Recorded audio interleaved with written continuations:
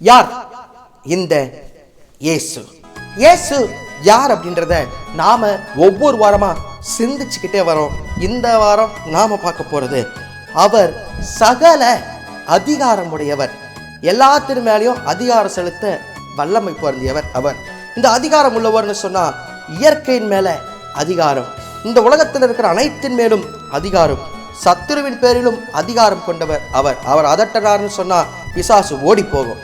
வார்த்தையினாலேயே இறையாத அமைதலாருன்னு சொல்லி காற்றையும் கடலையும் அதட்டினவர் ஆண்டவர்.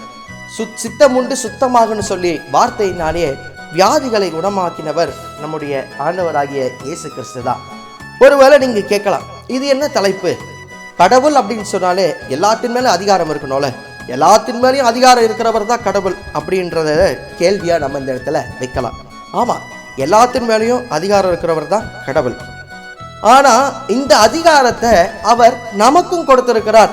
வேதாகமத்தில் பார்த்தோன்னு சொன்னா, சர்ப்பங்களையும் தேள்களையும் மிதிக்க உங்களுக்கு அதிகாரம் கொடுத்திருக்கிற இயேசு கிறிஸ்து பிரசங்கிக்கும் போது பார்த்தீங்கன்னு சொன்னா, அவர் அதிகாரமுடையவராய் பிரசங்கித்தார்னு சொல்லி மத்திய 7ஆம் அதிகாரத்தில் நம்ம பார்க்கலாம்.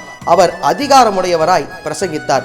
அப்போ நாமளும் நம்முடைய வாழ்க்கையில என்ன பிரச்சனை வந்தாலும், நம்மை சுற்றி இருக்கிறவங்களால பிரச்சனை வரலாம், இல்லை ஒரு ராஜ்யமே நமக்கு எதிராக இருக்கலாம், சத்துருவினால போராட்டங்கள் வரலாம், இல்லை நம்ம சரீரம் நமக்கு எதிராக இருக்கலாம், என்ன வந்தாலும் சரி நாம அந்த அதிகாரத்தை பயன்படுத்தணும்னு சொன்னா, அது என்ன அதிகாரம்? என்ன அதிகாரம் கொடுத்திருக்கிறாரு? இயேசு என்ற நாமம். அது எல்லா நாமத்திற்கும் மேலான நாமம். இயேசுவின் நாமத்துல பிசாசை எதிர்த்து நின்னோன்னு சொன்னா பிசாசு ஓடி போகும். இயேசுவின் நாமத்துல நம்ம எதை கேட்டாலும் அதை நாம பெற்றுக்கொள்ளக்கூடியவர்களா இருக்கும். அப்ப அந்த இயேசு என்ற நாமத்தை நாம பயன்படுத்தணும்னு சொன்னா சகல காரியமும் நமக்கு ஜெயமாக முடியும். அதிகாரம், சகலத்தின் மேலும் அவர் அதிகாரம் உடையவர். நமக்கும் அந்த அதிகாரத்தை அவர் கொடுத்திருக்கிறார்ன்றதை நாம மறந்துடவே கூடாது. ஒரு பிரச்சனை வரும்போதோ, இல்லை நமக்கு எதிராக காரியங்கள் நடக்கும் போதோ திகைத்து போகாம, பயந்து போகாம, இயேசுவின் நாமத்துல நம்ம எதிர்த்து நின்னோன்னு சொன்னா, இயேசுவின் நாமத்துல கேட்டோன்னு சொன்னா எல்லா காரியங்களையும் நமக்கு ஜெயமாகவும் நமக்கு சாதகமா அமையும்ன்றதை நாம மறந்துடவே கூடாது. அவர் சகலத்தின் மேலும் அதிகாரம் உடையவர். நமக்கும் அதிகாரத்தை கொடுத்திருக்கிறாரு. அவர் நாமத்தை நமக்கு கொடுத்திருக்கிறாரு. அதை நாம பயன்படுத்தணும்னு சொன்னா எல்லாவற்றையும் நாம ஜெயமாக முடிக்கலாம். அடுத்த வாரம் இயேசு யார்ன்றதை இன்னொரு தலைப்புல சிந்திக்கலாம். சின்னஞ்சிறு வயதில் என்னை குறித்து விட்டார், தூரம் போயினும் கண்டு கொண்டார்.